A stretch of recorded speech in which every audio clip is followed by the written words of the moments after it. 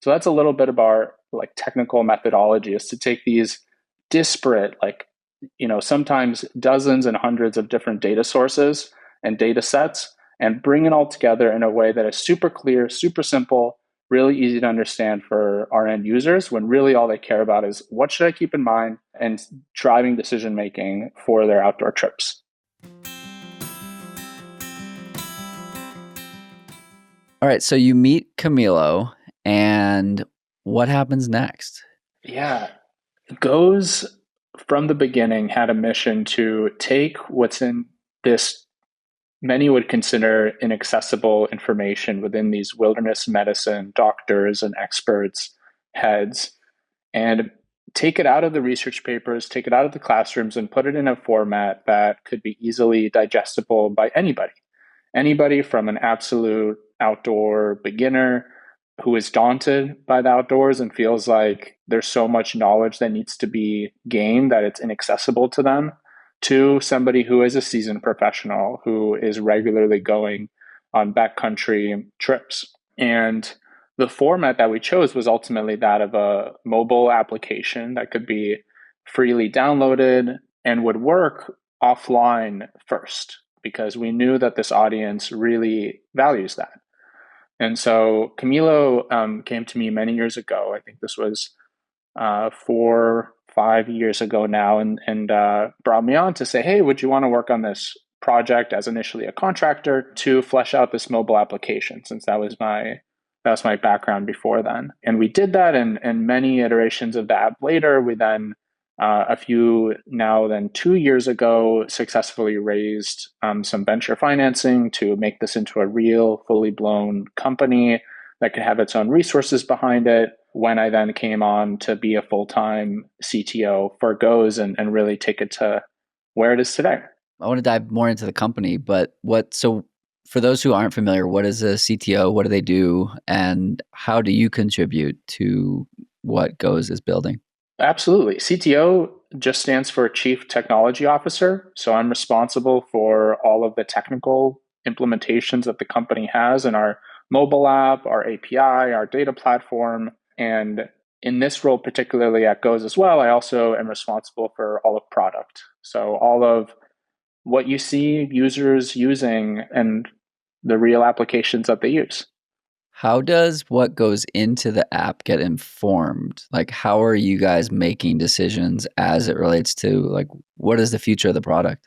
Yeah, a few great questions there. How does content get entered? I think is very important, because at the core, something that we value above all else is our medically validated content, whether it's real time location based risks, or if it's preparation, learn content about bears, what they look like, how to prevent against them, or if something actually occurs, like a real broken bone on the trail, or a real sprained ankle, or a bug bite. We have instructions at every step of that journey to help you and assist you. And so it all stems from our medical advisory board, and our chief medical officer, who in conjunction with another role we have, which is deeply intertwined with the learning experience of our app. They come together as a pairing to take validated medical information and translate it into a way that anybody can understand. Again, back to that mission of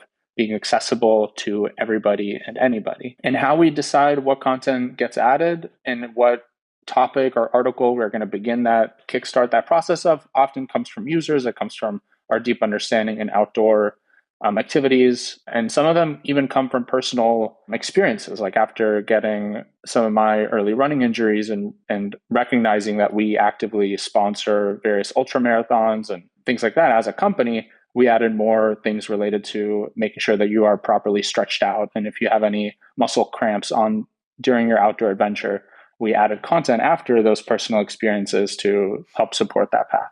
So you have a couple different ways that somebody can engage with the app, right? You have the free version and the paid version. As mentioned at the beginning, I'm partnered with GOES, and there's a discount available to all listeners from this podcast that takes it from $36 a year to about $25 a year for the annual GOES Plus membership. So talk our listeners through the free version or non-subscription version, and then what do they get by adding that paid membership? Yeah, so we are often, I consider ourselves as the one-stop shop for outdoor health and safety. So throughout that entire journey of both peace of mind during your adventure, knowing that you have this offline, medically validated decision trees and pathways and ways that you can actually potentially save your life when out on the during your adventure, and also when you're just excitedly planning your adventure, we have rich support for that as well. So things that come in for free are our medically validated protocols for a series of topics, especially ones that are life threatening, like CPR, choking, snake bites, are all included free for all time because that's in line with our values and mission, as well as all of our preparatory content. So, or rather, risk based intelligence. So, understanding at any given location, you're able to search it and instantaneously understand what is your risk for sunburn? Is there a risk for heat illness at that time? Is there a risk for high altitude illness? And this is a great way for you to check, based on the adventures you're about to go on, whether there's anything that you should keep in mind, learn about, prepare ahead of time. We then have some proprietary features that are unlocked upon that subscription. So things like wildlife risks, like we give you real-time understanding of bears, venomous snakes, ticks, mosquitoes, poison ivy, poison oak, and poison sumac in any given location in the United States. And that's something that is computationally intensive for us to do upon every request. So we have to put that behind a paywall. So that's a little bit of an overview there.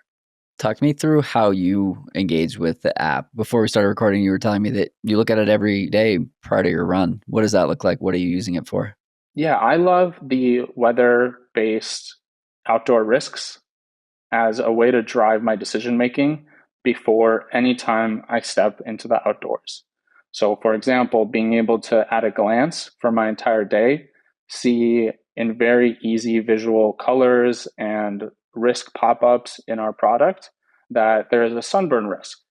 And with the tips that are medically validated that I see in the app, I get to see exactly how often I should be applying sunscreen or whether I should at all. I can see whether there's any risk for very sharp fluctuations in temperatures, and those will be outlined to me by risk pop ups and colors in our product.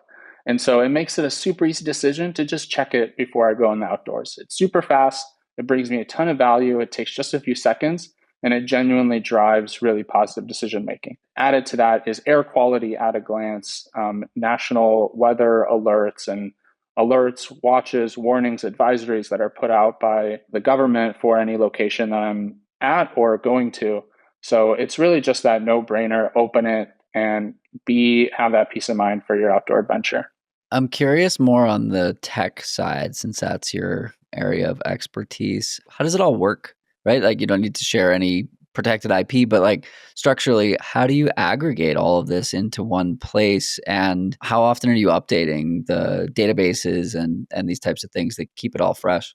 Yeah, especially everything with our location-based risks, that happens in real time. So at real time, we are doing a series of analysis upon your particular exact coordinates. This includes everything that is helpful for you from a health standpoint to understand. So I listed some, but just to go through the full list, it's bears, snakes, ticks, mosquitoes, any wildlife related things, in addition to fauna like poison ivy, poison oak. There's then weather and climate related, like is the temperature fluctuation very high? What is the specific temperature at that location? Things like wind speed all play a role. There's then the elevation at that location, which is a data source call that we make in real time to understand that. And of course, those weather watches, warnings, and advisories from the government all happen in real time as well, because as we know, those can fluctuate at a moment's notice. So with all that together, things like elevation, we make those calls in real time, but they don't change. Elevation is going to be static. But so many other things like forecasted weather all matter. And so for things like wildlife risk, I'll take an example. The temperature matters a lot. And so we know if you're below a certain threshold, you have drastically reduced risk for snakes and insects, anything cold-blooded, for example. And so we can actually run those calculations in real time and present that.